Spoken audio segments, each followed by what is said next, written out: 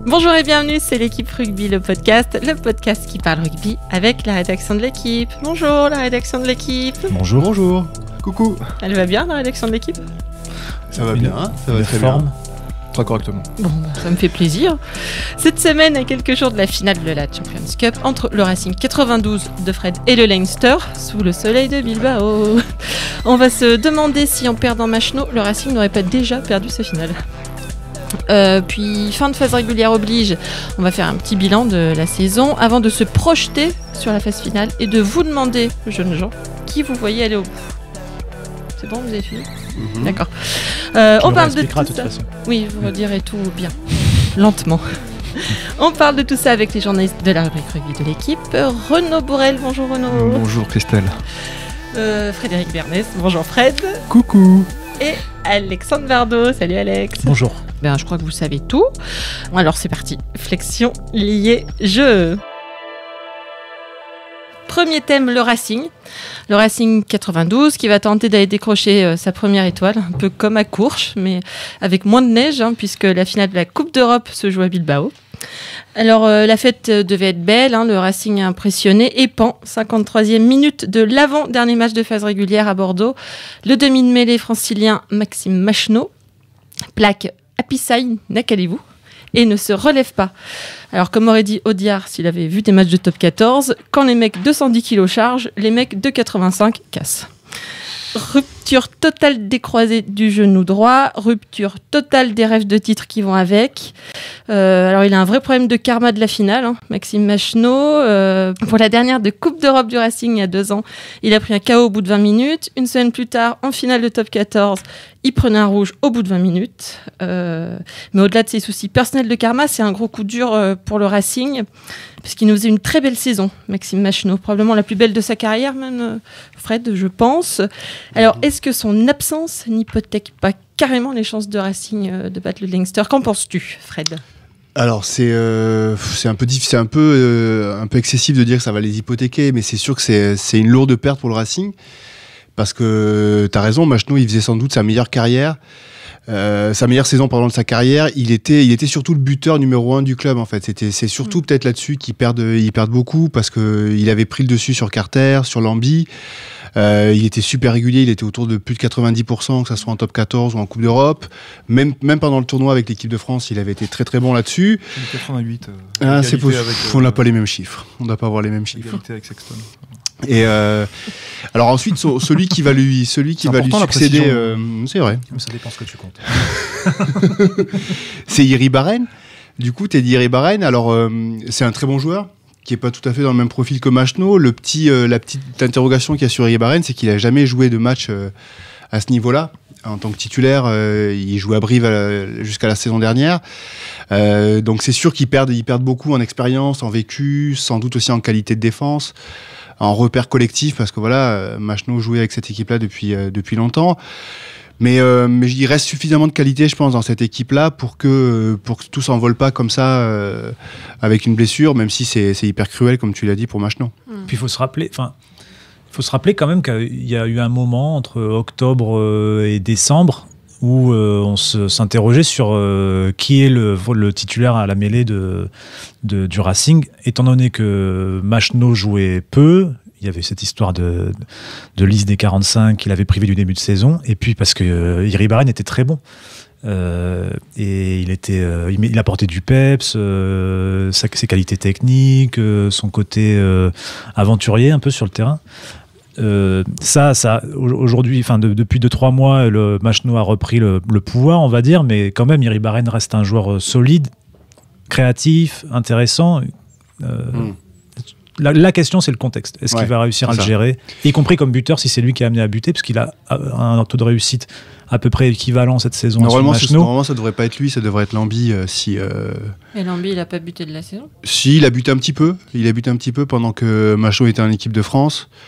Mais normalement, ça devrait être Lambi, sauf si Carter joue, puisqu'il y a une probabilité, même si je pense qu'elle est faible, mais ce sera Lambi, je pense, le buteur. Ils vont pas rajouter à Iribarren, je pense que déjà, ils vont pas rajouter à Iribarren ce truc-là. Et puis il y avait une fin de match où Iribarren aurait dû buter. Je sais plus quel match c'était, top 14. Il y avait Gibert qui était le jeune demi de mêlée du Racing. Et même là, Iribarren n'était pas allé prendre ce but alors que c'était à lui, qui pour le coup, c'était lui l'aîné, on va dire, à ce moment-là sur le terrain. Il n'était pas allé c'était un déplacement. Ouais. Et donc, je suis pas sûr qu'ils vont lui mettre cette responsabilité sur le dos en plus, quoi.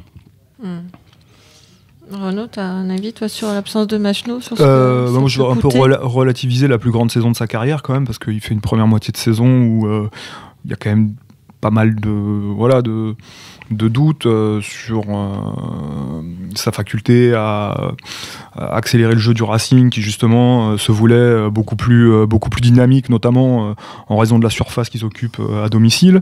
En équipe de France, c'était un peu poussif. Et puis, il avait un peu subi le contre-coup de la fameuse préparation d'été, je crois. Donc, pour ça, il faut le dédouaner. Il faut se souvenir aussi qu'il fait une immense saison en 2015, si je me souviens bien, et qu'il ne va pas à la Coupe du Monde. Personne ne comprend pourquoi. Même Philippe Saint-André avait exprimé ses regrets de ne pas l'avoir emmené après à cette époque-là.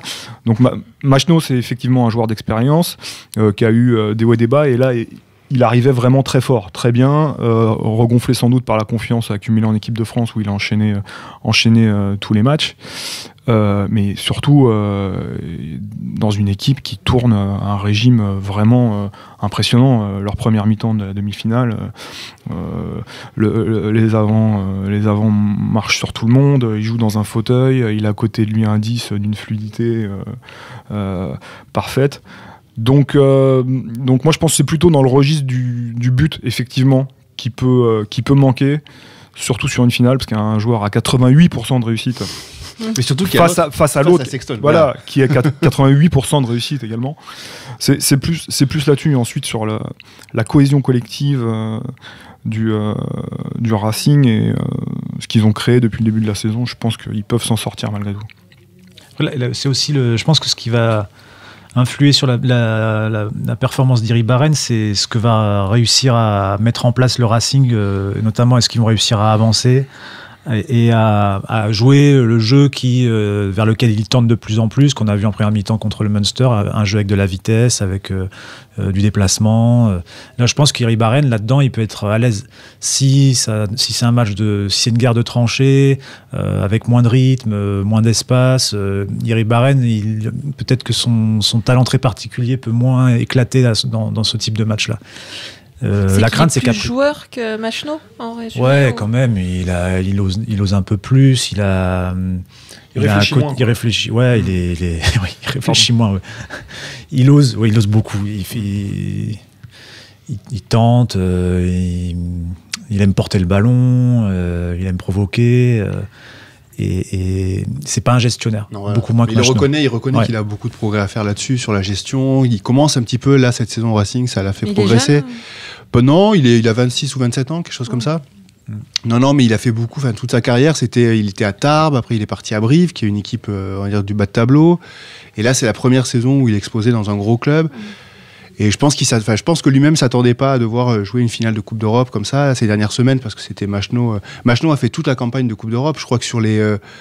donc c'est quoi, 7 matchs qu'il y a eu 8. Sur les 8 matchs, il a dû en faire 7 comme titulaire Machno et un seul Iribarren, je pense. Et toi qui les suis, tu les as sentis atteints, le groupe, par l'absence de Machno, ou pas spécialement, c'est quand même une grosse écurie qui tourne. Ouais, je pense que oui, ils ont été atteints pour lui, parce que voilà, il était dans une forme, alors Renaud a raison, c'est peut-être pas la saison de sa carrière, mais dans la forme sans doute de sa carrière, parce que là, il avait tout était aligné là, en fait. Il avait l'autorité sur l'équipe, le but, la forme physique, il joue. Vous vous rendez compte, Frédéric, que vous dites tout et son contraire dans le même, sur le même sujet là, et on est qu'au premier. Ah bon? Oui. Je ne me rends pas compte. Vous réécouterez, vous progresserez pour la prochaine fois. Et je sais plus. Oui, donc ils ont été atteints forcément, mais en même temps, ils savent que ça doit arriver, et ils se rendent compte aussi que cette saison, ils ont été plutôt épargnés par ça.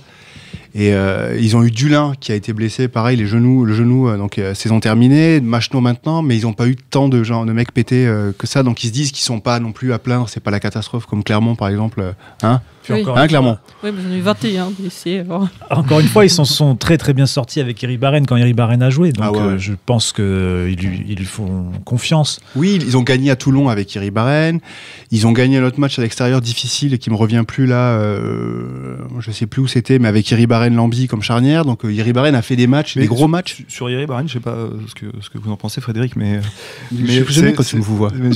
Je préfère d'ailleurs. Ouais. Mais c'est une mentalité, une psychologie particulière, Teddy Iribarren. C'est pas un joueur formaté. Exactement. Il a été formé à Toulouse, il est passé par Tarbes, à Brive, il était heureux, voilà. Et donc ça a l'air de te surprendre. Non, heureux à Brive. Il était heureux dans une équipe qui vivait à l'ancienne en fait. Et il a eu l'opportunité du Racing et évidemment quand on est un rugbyman professionnel, voilà, c'est une opportunité tant sportive que financière d'aller au Racing. Il l'a saisi et il a eu raison, mais il découvre la vraie pression, celle du tout en haut.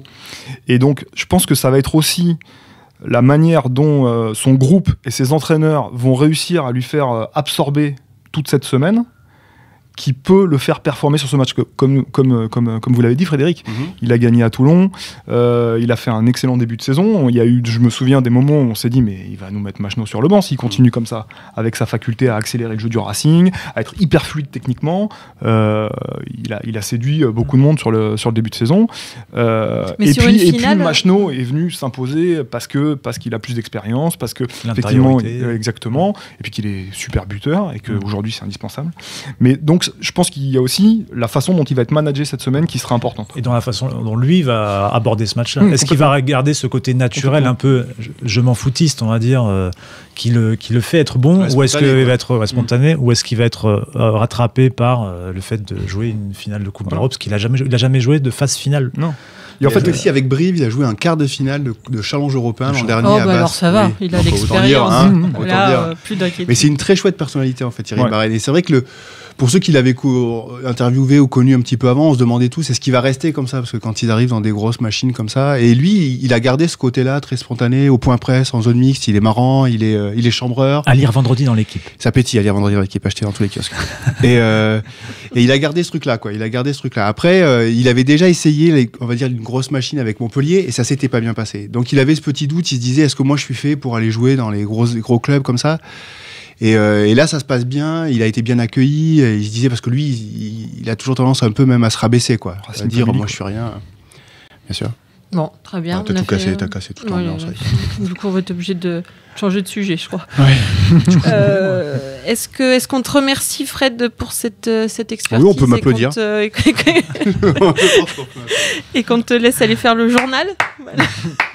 En tout cas, tu fais la saison de ta vie, laisse-moi te le dire. Merci Fred, au revoir. Bon après-midi Frédéric. Bon, on peut profiter de l'absence de Fred pour dire du mal de lui d'abord, je pense. Sinon, on change de thème, on passe au top 14. La phase régulière vient de se terminer.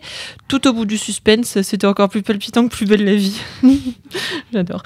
Une phase régulière qui a été somme toute bien surprenante, avec, je sais pas, au hasard, la non-saison de Clermont, bien excitante, avec une grosse bataille pour les premières places et pour les dernières places, et bien joueuse aussi. Ça se voyait déjà à l'œil nu qu'on donnait moins dans le « va péter aussi fort que t'es con ».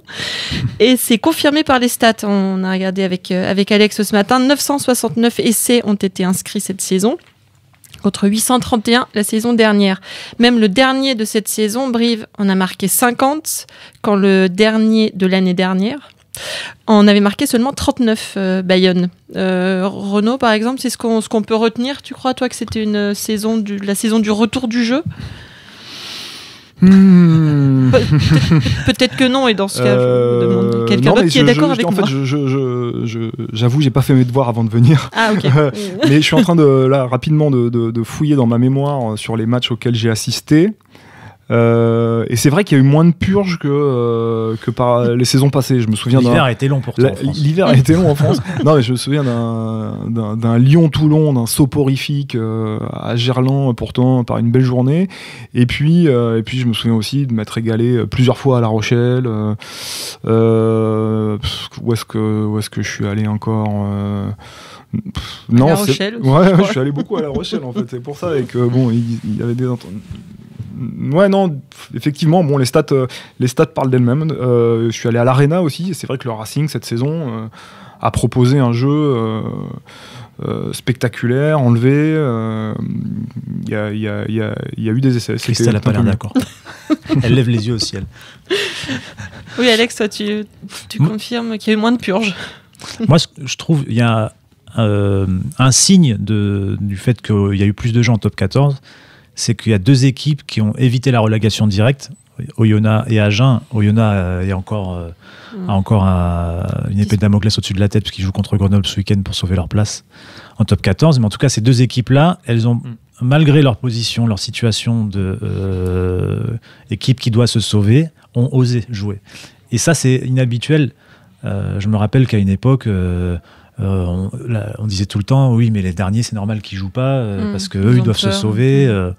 Et il y avait la réponse de Pierre Villepreux, c'était toujours, lui qui était grand partisan du jeu, c'était toujours, oui, mais enfin bon, les équipes qui ont pas joué par le passé, ça les a pas empêchés de descendre. Et bien, Agen et Oyonnax, ils ont pris le parti de jouer, de garder le ballon, de se faire des passes, d'oser. Et ça, c'est un vrai signe que quelque chose est en train de changer.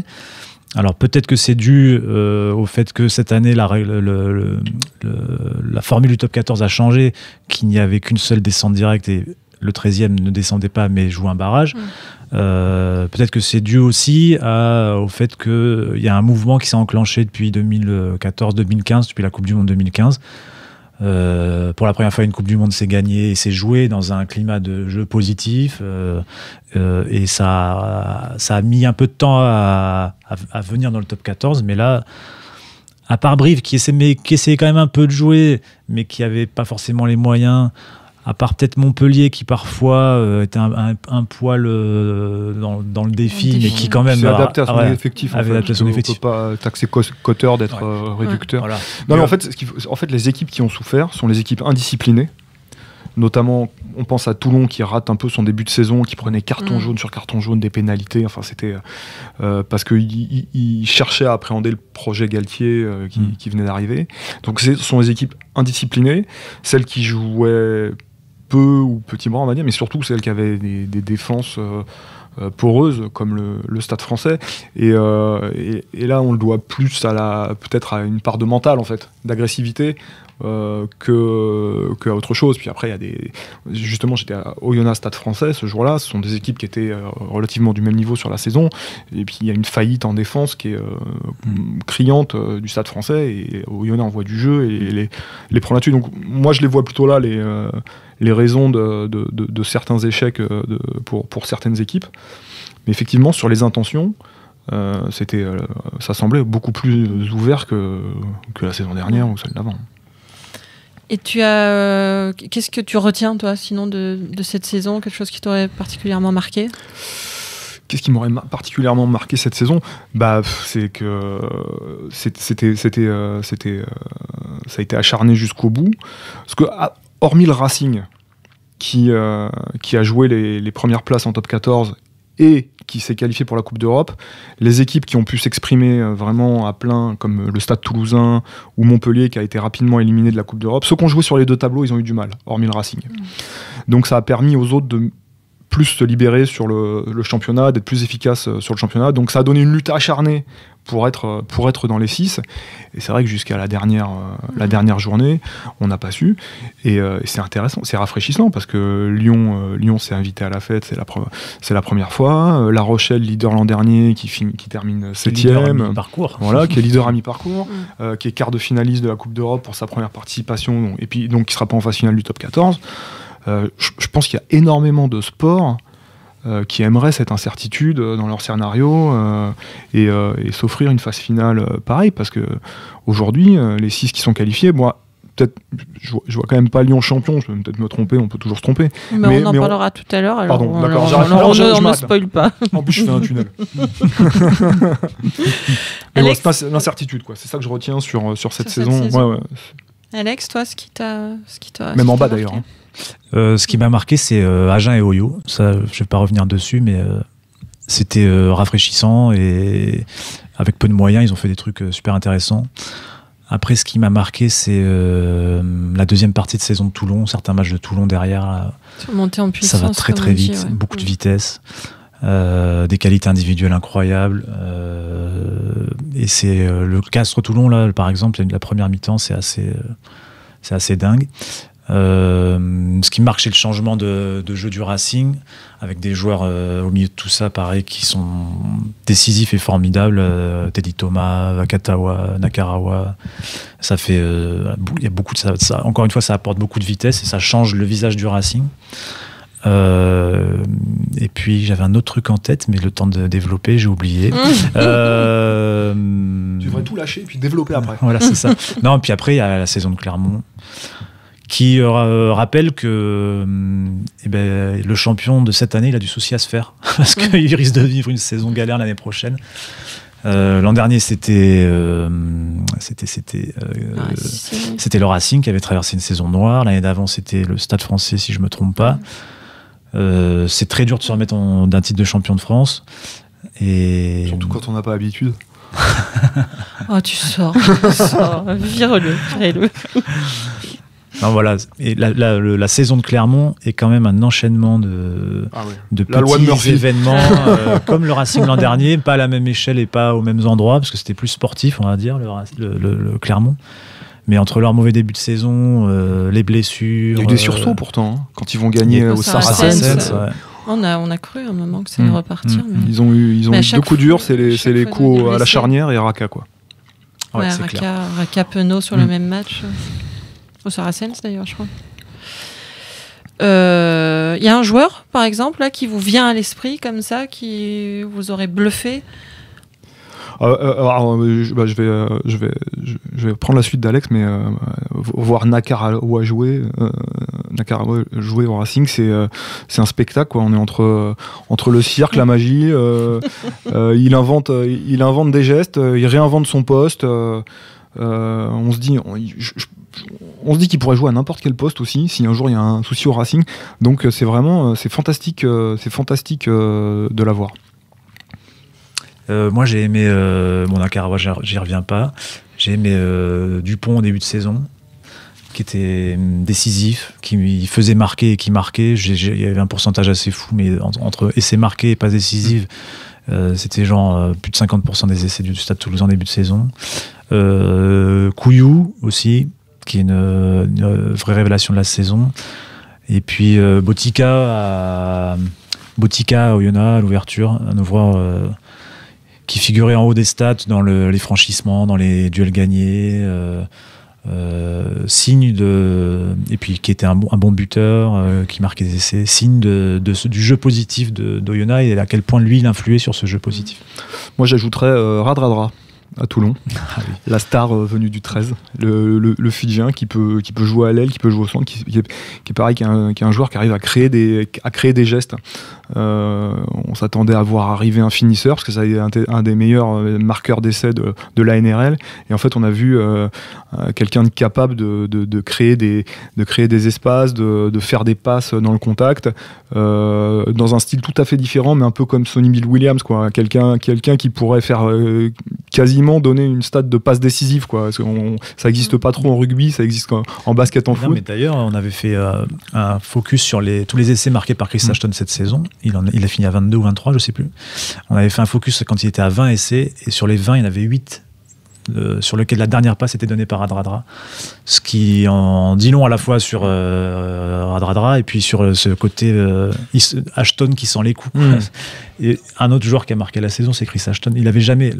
On avait l'étiquette du super marqueur d'essai quand il était avec Northampton et Saracens, puis avec l'équipe d'Angleterre. Mais cette saison à Toulon, il n'a jamais autant marqué d'essais dans une saison qu'avec Toulon cette année. Voilà, un joueur qui paraît un peu... Voilà, il n'a pas décroché fou, il fait pas 130 kilos, mais il sent le jeu, il va à 10 000 à l'heure. Et voilà. On a tout dit sur cette phase régulière. On va passer à la phase finale. Alors, il nous reste Toulouse, Castres, le Racing, le Loup, Toulon et Montpellier qui sont en marche vers le bouclier. Et le 2 juin, il n'en restera qu'un.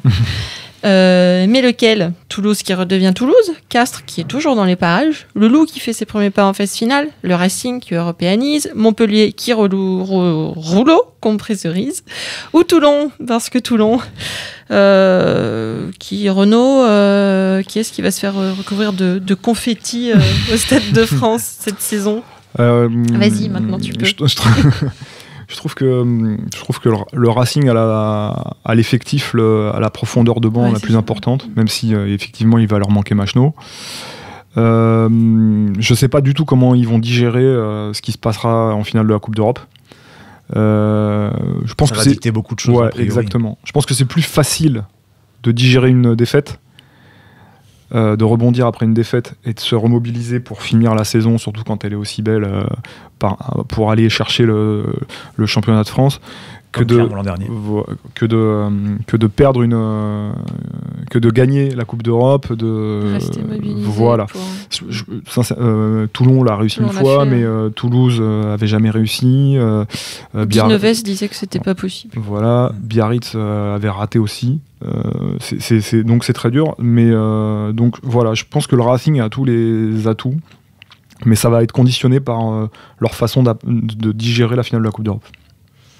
Tu penses quoi, toi, Alex? Moi, je trouve qu'il n'y a pas de favori évident, parce que le Racing est en finale de Coupe d'Europe et parce que les autres montrent des signes. Effectivement, Montpellier, je vois 3 équipes se dégager. Il y a le Racing, Toulon et Montpellier. Mais Toulon a des moments creux dans ses matchs, a des fragilités parfois en conquête. A des fragilités sur les bases, une équipe capable de faire des choses fantastiques, mais parfois qui tombe dans le quelconque, dans le médiocre, et ça en phase finale c'est pas évident, d'autant que le rugby de Toulon, peut-être qu'au moment des phases finales fonctionnera moins bien, on sait que les phases finales sont quand même parfois fermées.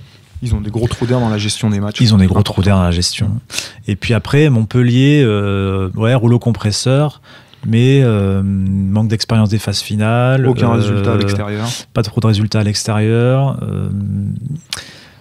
Pareil, j'ai l'impression un peu sur courant alternatif.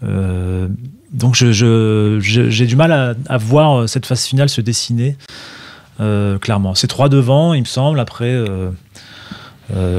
Toulouse réalise quand même une saison assez extraordinaire. Non, on sait jamais, Toulouse peut-être, non? Ou tu, Renaud, toi tu vas pas revenir il y a vraiment les 3 qui vous impressionnent. Ça me semble un petit cran en dessous. Ouais. Et le Loup pareil, et Castres pareil. Mais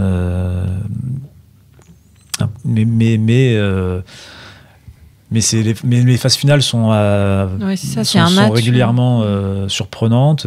Toulouse qui reçoit Castres a été champion, voilà. Personne n'aurait. Toulouse qui reçoit Castres ou Toulon qui reçoit Lyon sont pas du tout assurés de passer leur barrage. Et derrière, il y a des questions de rythme aussi qui se posent, que ce soit pour les demi-finalistes qui vont rester, au moins Montpellier, qui vont rester 3 semaines sans jouer, mais par exemple Toulon reçoit le Loup dans 10 jours. Étant donné que Toulon a fait reposer pas mal de ses cadres à Pau la semaine dernière, Toulon va aborder les phases finales avec un manque de rythme, avec peut-être de la fraîcheur, mais un manque de rythme. Davantage que Lyon qui lui a joué jusqu'au bout son match contre Montpellier la dernière journée. Ils sont quand même infernaux, ou ils sont fatigués parce qu'ils jouent trop, ils ont perdu Issa qui était un des moteurs de leur victoire. Non, mais c'est un vrai problème. Par exemple, en Celtic League, je crois, il y a le club je crois que c'est Glasgow qui est en phase finale, qui est qualifié pour la phase finale, qui va pas jouer pendant 3 semaines à cause de Coupe d'Europe, choses comme ça. Ils se sont prévus un match amical avant de reprendre la phase finale de Celtic League, parce que le manque de rythme est un vrai problème. Quand on a une si longue coupure en plein milieu de saison, quoi. Enfin, en plein cours de saison. C'est un vrai débat. Je crois qu'à Toulon, par exemple, il a été décidé de laisser pas mal de joueurs au repos pour le déplacement à Pau, parce que la semaine d'avant contre Castres, ils ont perdu Facundo Isa sur une grosse entorse au genou, qui est l'un des moteurs de l'équipe devant. Donc la question c'était, est-ce qu'on prend le risque de blesser d'autres joueurs pour un match qui compte pour du beurre, ou est-ce qu'on prend le risque de manquer de rythme pour le barrage? Ils ont choisi la deuxième option, et puis on verra ce qu'ils eux verront, et on verra s'ils ont pris la bonne décision. Pour finir, un petit mot sur le barrage d'accession entre Grenoble et Oyonnax, ou pas de petit mot, juste on dit que c'est samedi. Vraiment totalement empiriquement, quand on revoit la finale de Grenoble face à Perpignan, on se dit qu'ils vont vraiment l'avoir dur contre Oyonnax. Grenoble, voilà. ouais. Alors ils jouent à domicile, ça peut être un facteur. je crois pas qu'ils aient une furia dans les tribunes comme la Perpignan, mais entre ce qu'a montré Oyonnax, notamment sur la phase retour, hein, où ils sont vraiment très très forts, et Grenoble qui a semblé un peu sur la jante et loin du niveau de Perpignan qui monte, ça risque d'être dur pour les Grenoblois. C'est un match compliqué parce que on est face à deux équipes qui donnent des signes et qui le disent d'être bouillis. Fatigués, ouais. Oyonnax, ils se sont lancés dans un sprint depuis quelques mois. Ils n'ont même pas fait reposer leurs joueurs à Castres par choix. Et donc, ils vont arriver sur ce match-là en manque d'énergie, manque de force. Grenoble, ça va faire leur 4e match décisif d'affilée, barrage, demi-finale, quart de finale, demi-finale, finale et refinale de maintien ou barrage de maintien. Enfin, c'est un marathon et on a l'impression que ça va être un peu à celui qui va être le moins fatigué. Et puis, on va avoir une réponse à une question. C'est que pour la première fois, en fait, on va avoir un match entre une équipe de top 14 et une équipe de Pro D2. Un bas de top 14 et un haut de Pro D2 dans la même saison. Parce que généralement, la promu, il se renforce et puis il monte la saison d'après en top 14 avec un effectif différent. Donc on peut imaginer un poil plus fort que celui qu'il avait en Pro D2. Bah là, non, on va avoir C'était une question que je me posais depuis longtemps. Est-ce que le 14e, le 13e top 14 est vraiment moins bon, est vraiment meilleur que le premier ou le deuxième voilà. Je vais avoir la réponse. C'est formidable. Ah oui, la vie est bien faite. On dit coucou à l'USAP aussi, qui retrouve et à ses supporters top 14. Qu'on est content de revoir. Bah oui, franchement. C'était, en tout cas, la finale était belle. J'en parlais avec Clément Dossin, là, qui était vraiment content du résultat. Et la finale était superbe. Okay. Non, vraiment, c'était un match de très haut niveau. Ouais. Alors pour le coup, ils ont joué, et là, il y avait quand même un enjeu qui était extraordinaire. Les deux équipes ont envoyé du jeu, le stade était plein. Ça, pour le coup, il y avait des grillades. Il y avait des grillades, oui, pas mal. Puis alors de tout, voilà, des escargots, mais aussi les Iliens étaient venus avec leur volaille. C'était assez exceptionnel. T'as bien mangé. Ouais, juste des yeux. J'étais devant la télé. Non, mais c'était vraiment, c'était un vrai beau match. Ok. Et encore un tout dernier mot pour annoncer la finale du top 8, le championnat de France féminin. Il n'y a pas de classico Montpellier-Lille cette année, puisque les putains de nanas du Nord, c'est pas une insulte, c'est leur surnom, se sont fait sortir par Toulouse. Ce sera donc Montpellier-Toulouse en finale. Le stade toulousain. C'est ça qui est marrant. Aussi ? Non, mais c'est marrant en fait, parce que dans le rugby, petit aparté, mais dans le rugby féminin, on commence à avoir des clubs à d'identité masculine, on va dire. Arriver parce que aujourd'hui les grosses structures investissent dans le rugby féminin. L'an prochain il y aura le Stade Français, je crois, en première division. Là il y a le Stade Toulousain. Mais alors qu'est-ce que vous essayez de dire là, que c'est bien ou que c'est pas bien? On comprend pas. Ah non, je dis que moi je trouve ça bien parce que ça veut dire que des grosses structures. Je connais par exemple l'histoire de Toulouse, je vais te l'expliquer. Toulouse, apparemment, c'était un club de banlieue, un bon club de banlieue auparavant, qui était en lien en partenariat avec le Stade Toulousain. Et à un moment, le Stade Toulousain a absorbé cette structure et a dit, maintenant, ça s'appelle Stade Toulousain et met des moyens. Et donc voilà, je trouve ça bien. Une belle histoire. J'ai raconté que des belles histoires à la fin. Oui. Du coup, on va arrêter là. Parce que c'est trop beau, on est beaucoup trop émus. J'en avais une autre? Non, la semaine prochaine, sinon ça fera trop. Bien merci messieurs, c'était l'équipe rugby, le podcast, une émission de la rédaction de l'équipe. Aujourd'hui j'étais avec Renaud Bourrel, Alexandre Bardot et Fred Bernès qui était là un petit peu. Merci à Jules Cros à la technique. Retrouvez-nous tous les lundis sur l'équipe.fr, Apple Podcast et SoundCloud. N'hésitez pas à réagir, laissez-nous des commentaires, mettez-nous plein d'étoiles et à la semaine prochaine.